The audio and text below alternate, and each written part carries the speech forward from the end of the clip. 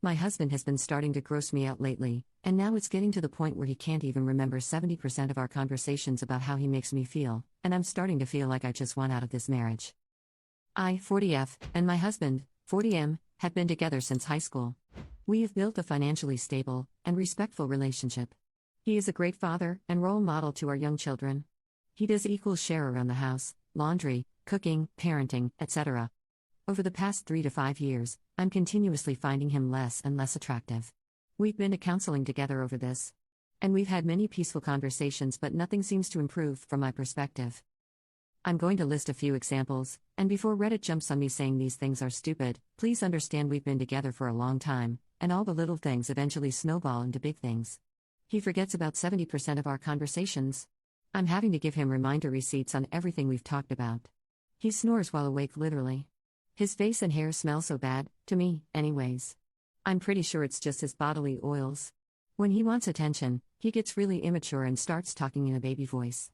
He leaves boogers and skin flakes and slash around the sink. I could go on with more examples, but let's not keep you here forever. We have talked about every single one of these things, and more. If there could be a medical issue, he's been to a doctor. Everything is fixable, but it's not being fixed. I know I'm not perfect. But these things seem to irritate me to my core. I feel like screaming at the top of my lungs, bashing my head through a wall. That's dramatic, but I feel desperate. This cannot be the rest of my life. How do I get over this? Or what can we further do so we can live happily the rest of our lives? Edit, this is really blowing up. And I'm thankful for everyone's comments. Keep commenting. I think a lot of us are finding community, and can resonate with one another. Even in the disagreements, there's quite a bit of valuable information. There's a lot of actionable items I am considering as I plan my next move. More medical checkups/specialist appointments, therapy, HRT, big girl conversations, etc. Many balls are up in the air, and I will come back to do an update once I have the ducks in a row. Update. First, thank you to everyone who commented and took the time to share insight. I read as much as I could. As a newbie Redditor, it was pretty overwhelming. Just a few of my own comments. I do recognize I'm in perimenopause. I will be talking to my doctor about this. Even though the rage boils my entire being, I still remember how to be gentle, kind, and empathetic. I was never a raging batch towards him like a few suggested.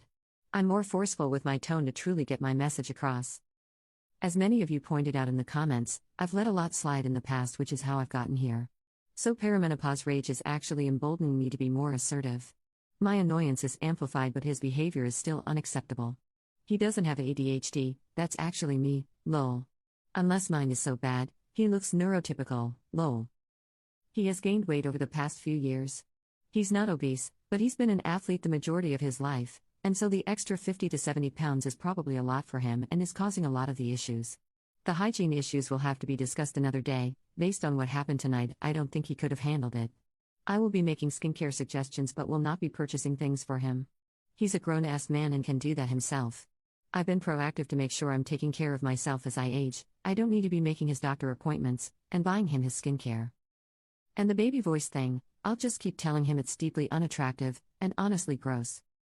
To the update, sorry so long, it was like I was talking to a child. Tonight, we were relaxing in bed, and I began by saying, have you ever considered getting tested for sleep apnea?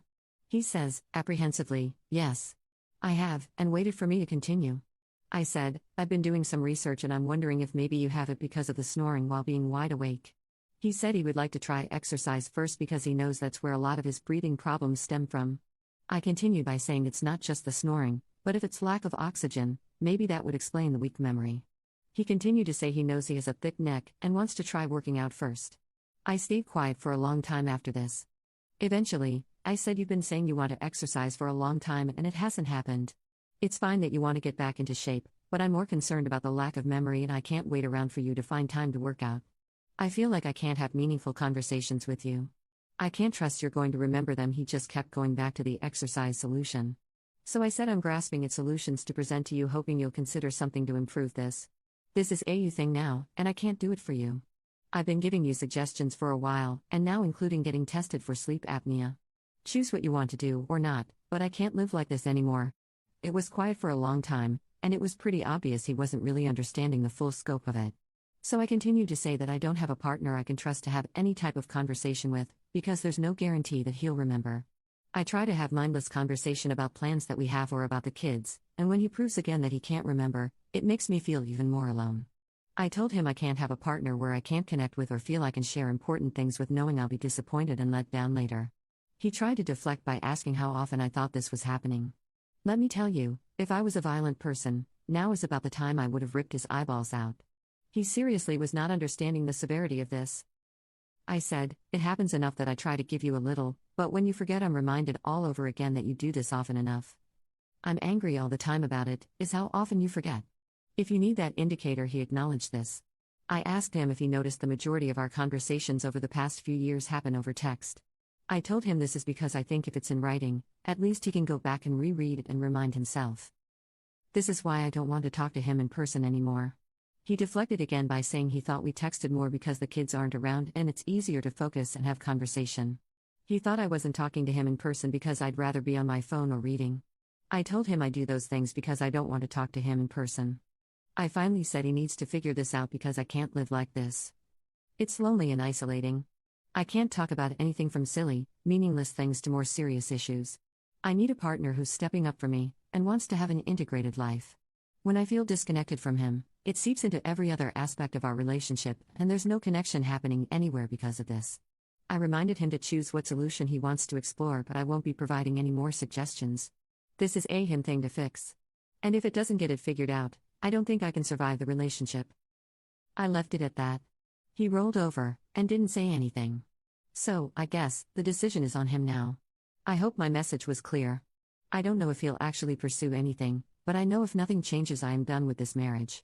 I didn't truly feel how lonely I am until I was trying to express that to him tonight.